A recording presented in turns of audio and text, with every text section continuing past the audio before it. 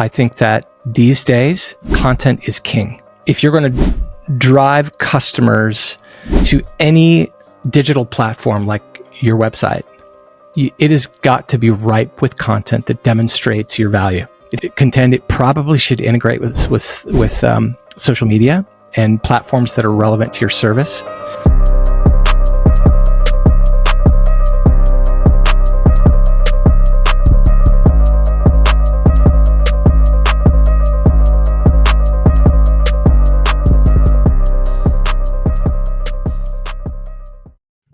Guys, what's going on here? We got another episode of the One Network for you. I'm excited for this one. We have Garrett Delph with me. He is a serial entrepreneur, done a number of different companies, scaled them as well, founder Clarity Ops. Excited to talk to him about a number of topics today. Garrett, can you please give a quick intro to yourself, how you got involved as an entrepreneur in the first place, if we can go all the way back? Sure. Well, first of all, Chris, thanks for having me. Great to be here. I appreciate it. So I think going back to maybe college, went into college, did what most of us college students do. You get through college and you plan to get a job. At least that was my journey. And out of college, went to work for Gallo Wine, and learned a ton about retail and a ton about distribution and sales and marketing, all that. Then ended up leaving there. I got drafted into a company called Nantucket Nectars near you, right out of Boston, and learned a ton about sort of national sales and more distribution and selling and value prop and all that stuff. So had an 8-year run in corporate America and learned a ton, but ultimately hated it. And all I knew is I hated it and I didn't want to work for anybody else. That was my own thing. So I cashed my 401k and thought, all right, I'm just going to explore. I ended up doing two things. I fell in love with photography. So I bought a camera and started taking lots of photos. And I had an aquatics background. I have an aquatics background. So that led me into just kind of creating some, self-employed revenue through things I love to do. I love to teach swimming and I loved photography. Ultimately, that led me into launching a photography business. So for a decade, I shot, 300 weddings nationally, grew Nice. a really strong business. Lots of associate photographers, learned how to scale. Again, more experience in, how do you take a product with assets and how do you create product market fit, which I didn't know was a thing at the time. I just knew I needed to create something that people valued and were attracted to.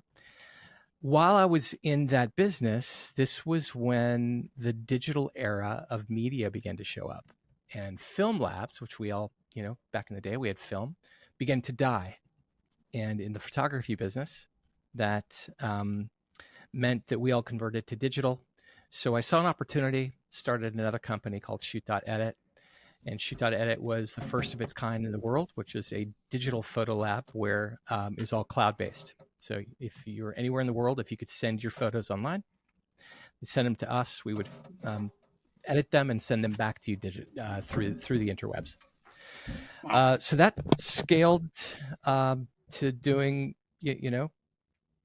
a lot of revenue and a lot of employees and a lot of moving parts. AWS was still not a thing.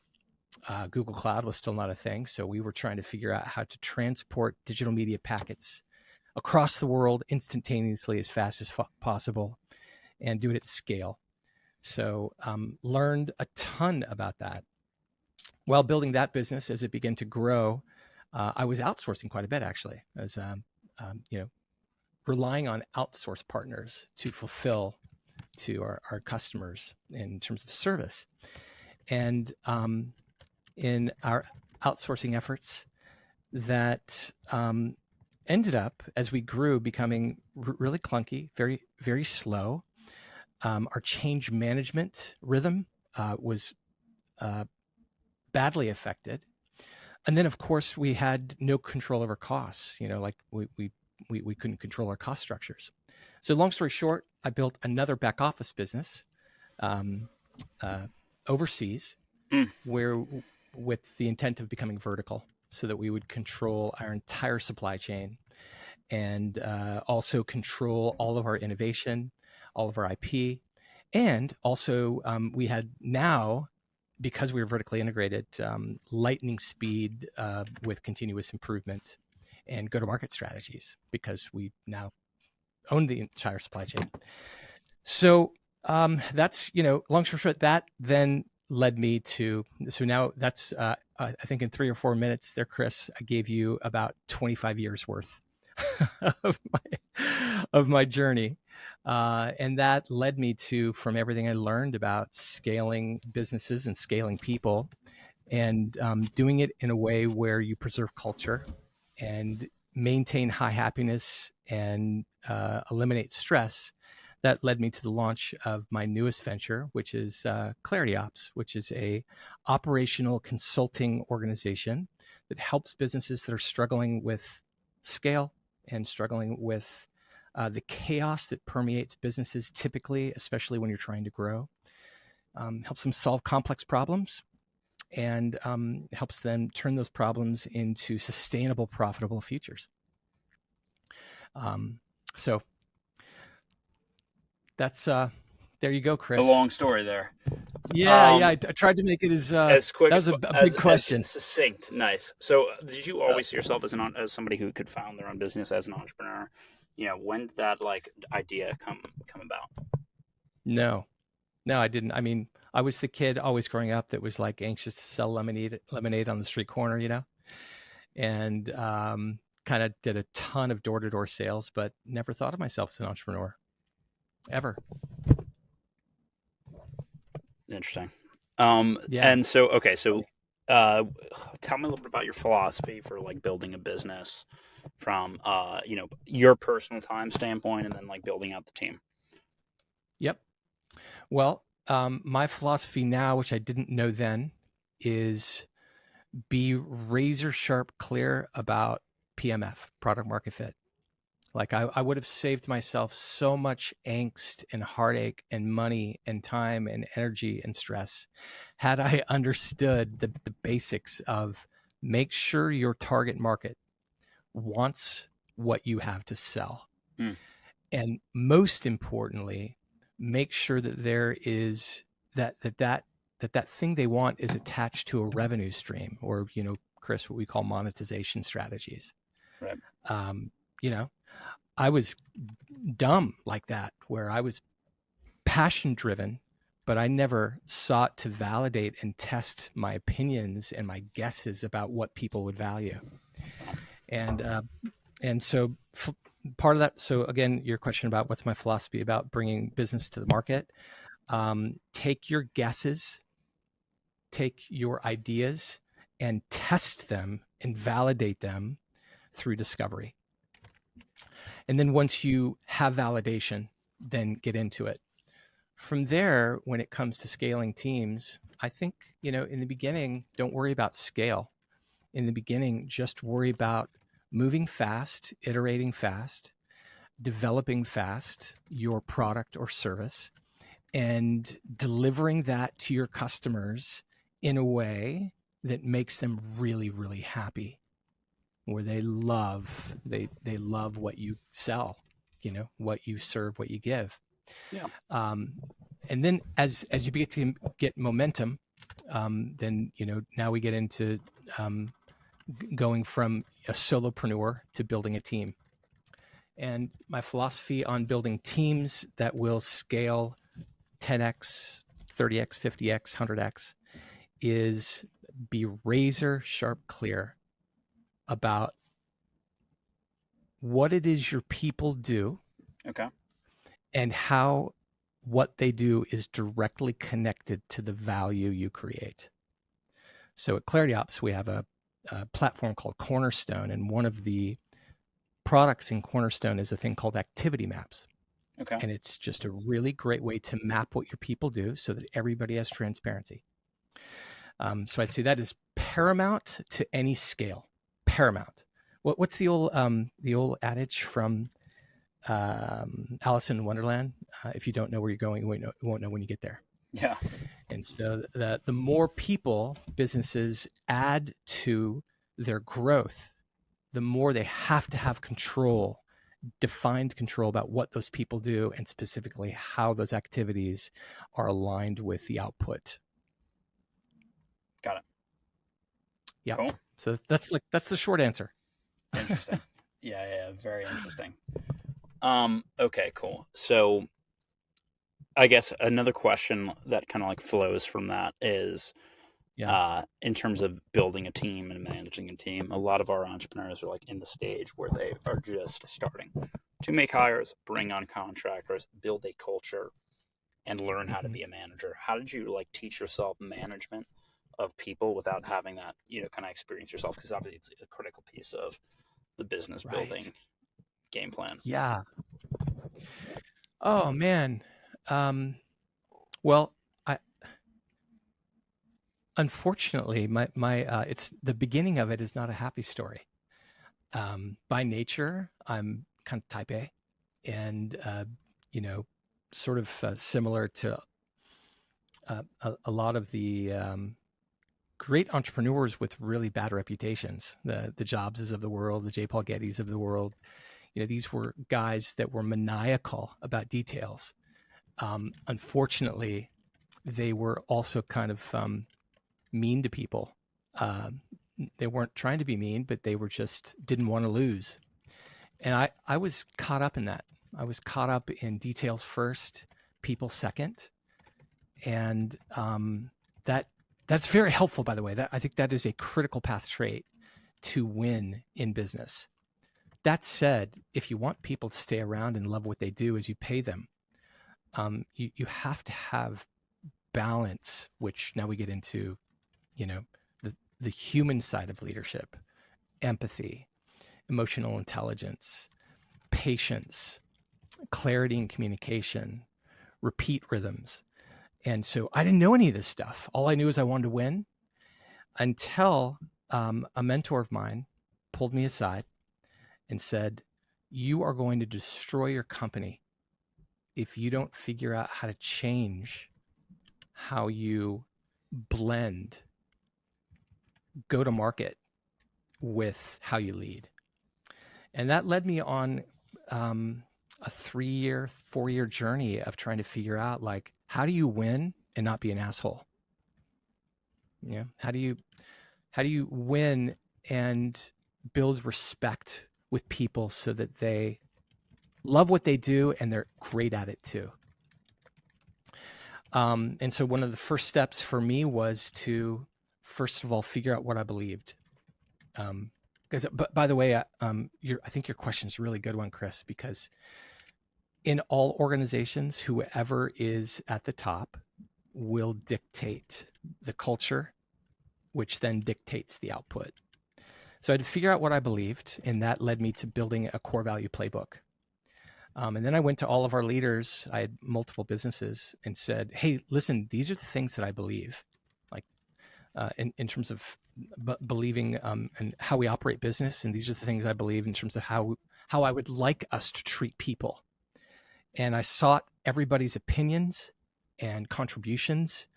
And we went through several iterations of the teams at the time leaning in and saying, "All right, I actually disagree. I don't believe that. Or I could never buy into that. I would never do that." And we sought consensus across the board from the leadership teams and the different business units and companies at the time. And then we published those, and then we all committed to live by them. I think we ended up with 30, it's a lot. We ended up with like 32 things that we valued that we would follow to our best as we moved forward with business development, execution, and growth.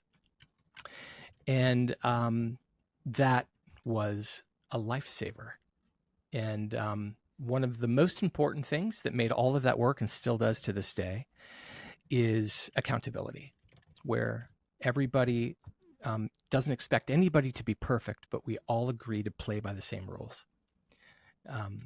And we're all also willing to flex and iterate when things change, because they always do and they will.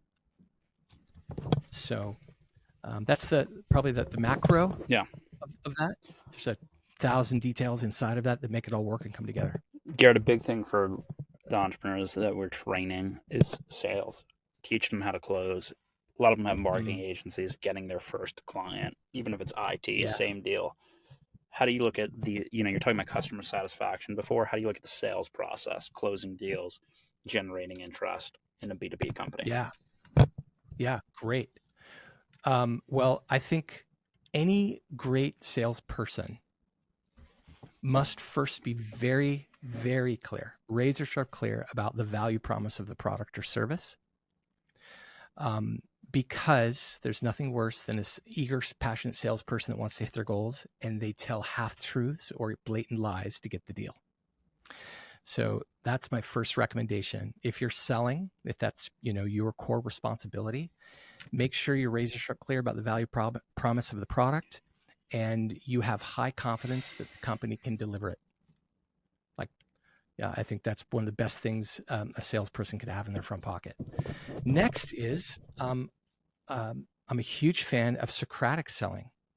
You've probably heard this. I think we've all heard it along the way. Like, if managers are listening to sales calls and the salesperson is talking more than the potential buyer, there's a problem.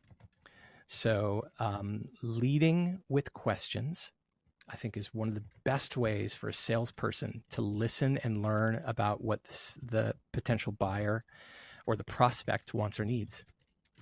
And then as they listen and learn in real time, they can respond with the value that meets their needs. And then I think, in terms of making a close, always ask for the close. Always ask for the close. That's, I think, a big mistake we've seen along the way, that we have to train people to say, ask for it. Ask for it. And then lastly, on the operations side, I would say this applies to all, in my opinion, all functions in a business, but you cannot manage what you cannot measure. So if you're a startup, or if you're a mature organization, if you're not documenting your activity in sales, then you're missing, number one, a ton of opportunity, but number two, you probably have zero to no transparency into the things that are keeping you from hitting your goals. So invest in infrastructure so that management can have transparency about what's happening by their salespeople, not to micromanage, not to overlord, but again, to have transparency about what people are doing so you can help them win more. So those are my kind of, again, 50,000 feet thoughts. Nice. Cool. So what about marketing? People, I'm a marketer by trade. I sold a marketing agency. Okay. I don't know exactly, I feel like a little bit of the marketing is kind of like you're born with sort of a talent or an eye for just like good takes on things, good ways to present things. You're a photographer, so you have that visual sense, right? Or you have that background. Yeah. How do you look at marketing a new company that you're working on? Ooh, boy. That's such a big topic. I think marketing, at the end of the day, if we sum up all the activities from marketing department, it should evoke in the target market, in the prospects, whoever you're targeting, a feeling of, I want that, I like them, or maybe you don't like whatever feeling you want to promote in the buyer that causes them to buy your goods or services. That's what marketing should always be about. Sometimes marketers don't want you to have good, happy thoughts. They want you to have fearful thoughts, or they want you to have scarcity thoughts or feelings. Whatever it is you want to create in the mind and the heart of those that you're targeting, that's what marketing should be doing, always. And I think also marketers should, at least marketing managers and perhaps C-suite leaders, should constantly be evaluating the landscape of the, the market they're pursuing, because it's always changing. And one thing I've learned over the years, especially in marketing, is what worked yesterday often does not work today. What do you mean by that? You just like you have to keep up with the trends or like the SEO updates, all that type of technical stuff. Yeah, yeah, and not only that, but we watch short form and long form volley back and forth. SEO is a good one too. Also, we watched this transition from highly produced video to low production value video, where suddenly, if you're on your mobile phone and you're talking while you're walking in the park, that was more valuable and produced more results in terms of customer acquisition or lead gen over this highly produced video, because the culture changed and the culture no longer trusted highly produced video, but they did trust authentic, real-time, unedited approach. So that's just like one example of many in terms of being aware of the new cultural landscapes, so that you meet the culture where they're at, and you don't show up to a bonfire in a tuxedo. Do you do any social media? We interview a lot of content creators, online business gurus, Yeah. so to speak. Have you found that to be Oh, effective in any businesses that you run? yeah, like the Gary V's, the The Grant Gary V's of the Cardones. world.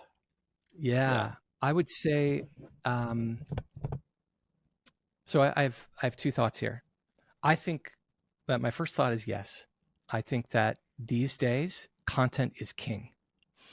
You like if you're going to drive customers to any digital platform like your website, it has got to be ripe with content that demonstrates your value. It has to be. Now, whether it's on social media or not, I think I don't know. I would contend it probably should integrate with social media and platforms that are relevant to your service. If you sell candy for a living, you probably don't belong on LinkedIn, but you probably want to be on TikTok or Pinterest. All right. So it's choosing the right social media channel, but content is king, I think.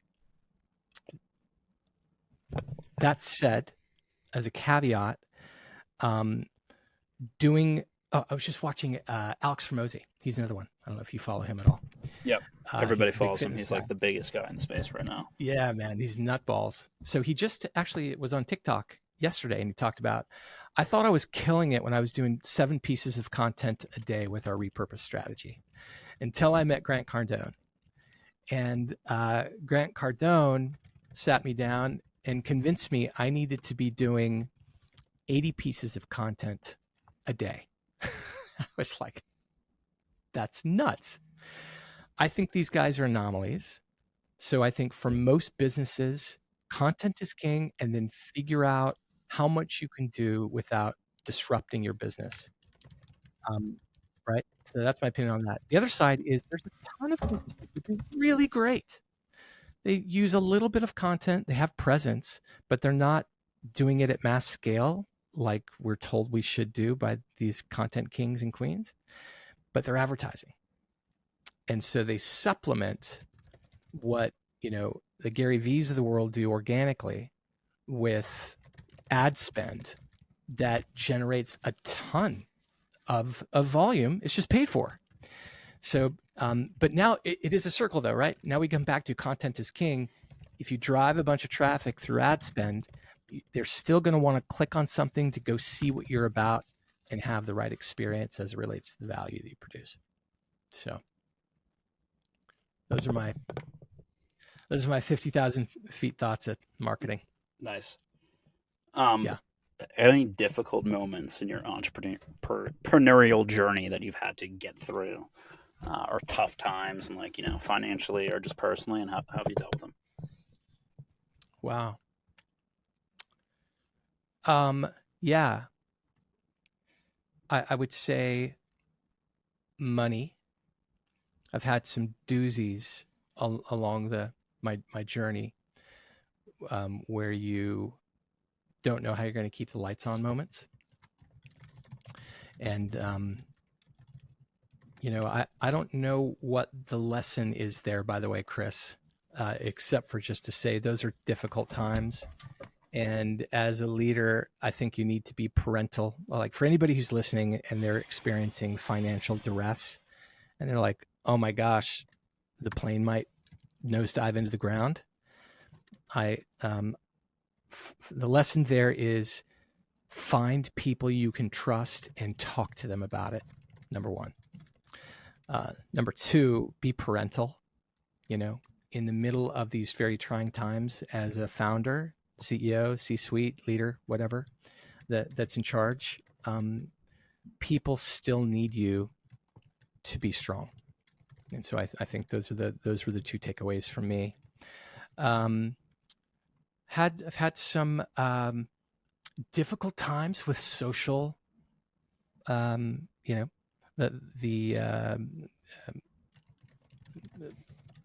are they called when people put social reviews.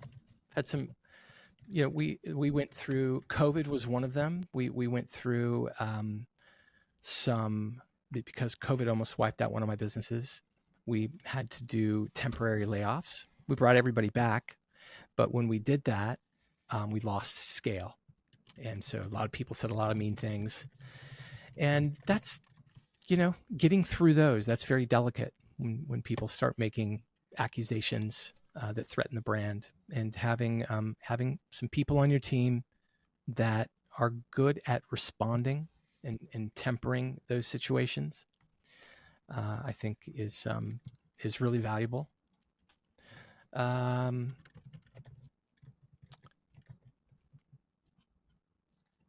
Yeah, one of the other, there are many, but this is maybe the last one I'll leave with you, and that is scaling a remote work strategy across multiple countries was very difficult. I learned a ton. Now I can do it in my sleep. But at the time, figuring out how to do that was probably maybe one of the most heavy lifting initiatives I've gone through. And this, again, is sort of a blessing in disguise. This was a result of COVID. Like, COVID forced us to figure out how to do that fast at scale and still maintain and sustain the business. So those are three that come to mind. Cool. Yeah. Yep. I think those are valid and relevant. We'll definitely list those out for people. So, and we mentioned some names before. Are there any people, authors, other CEOs that have been kind of impactful for you, or people that you've kind of modeled your work style off of? Yes.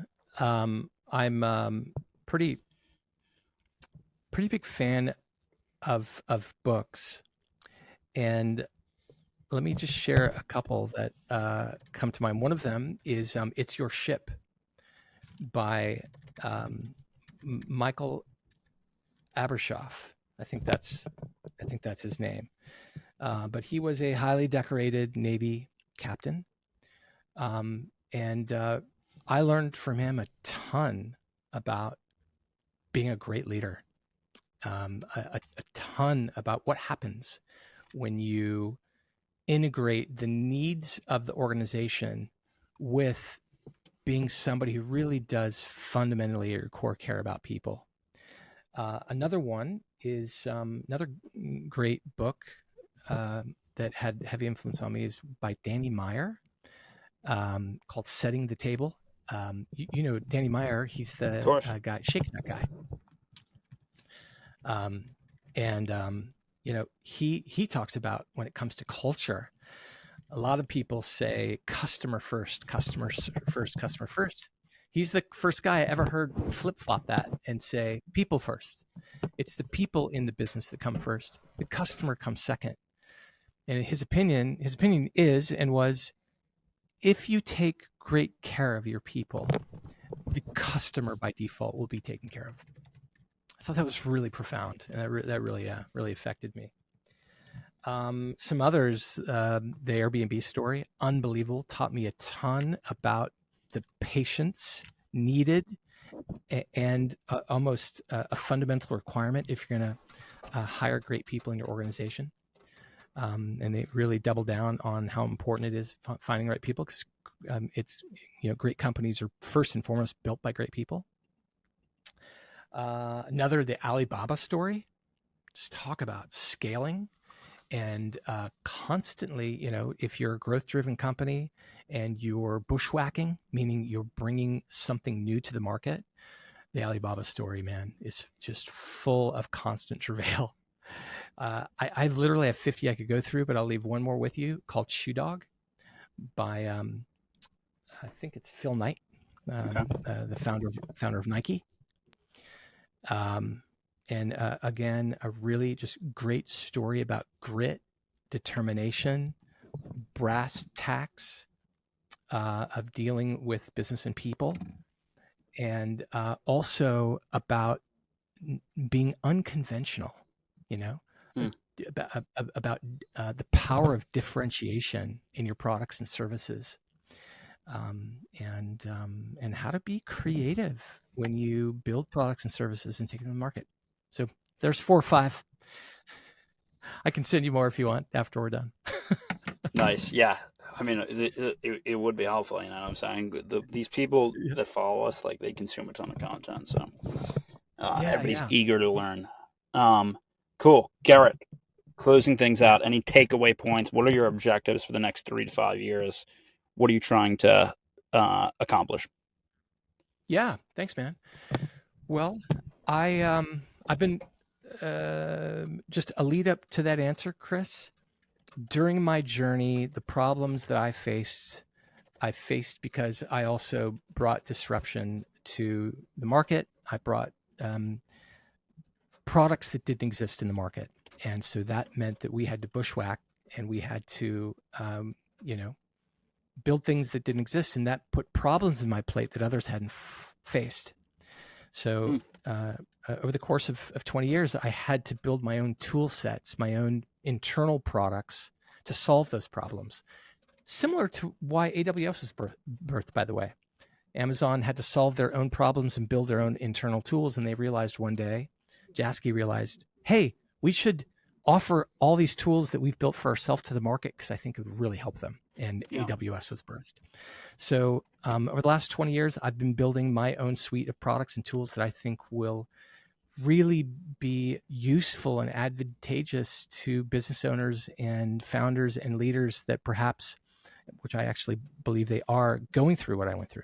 And so my intent is to take those to the market and help these founders and leaders not have to continue to make all of these mistakes and live in chaos as if it's normal. It's not normal to run a business in chaos. That you don't have to do that. I think that's going to be continuing. That will continue to be my narrative. Is the business world says you're supposed to live in chaos because there's just no way of getting around it. And I'm going to show up and say, you actually can get around it. You don't have to live a high stress, low happiness business life and make your people go through that too. There is a way actually to build a great business and be happy too. It's just all about infrastructure and using the tools to do that. So that's my goal. Cool. Garrett, thanks so much for coming on. This is the One Network. Chris. And awesome, last question: where can people follow you? Where are you most active? Oh, thank you. They can follow me on LinkedIn at Garrett Delph. That's my personal channel. That will always lead to Clarity Ops. They can go to clarityops.co for the business. If you want to contact me, you can DM me on LinkedIn. You can go to our contact page at the website, and we'll get right back with you. Yeah, and Garrett would love to schedule a Q&A with you as well, with the community at some point. Oh, sure, man. I'd love that. I think they would like that too. Yeah. Yeah. Awesome. Good stuff. Hey, thanks for having me. I really appreciate it. Absolutely. Yeah, it was great. Storm.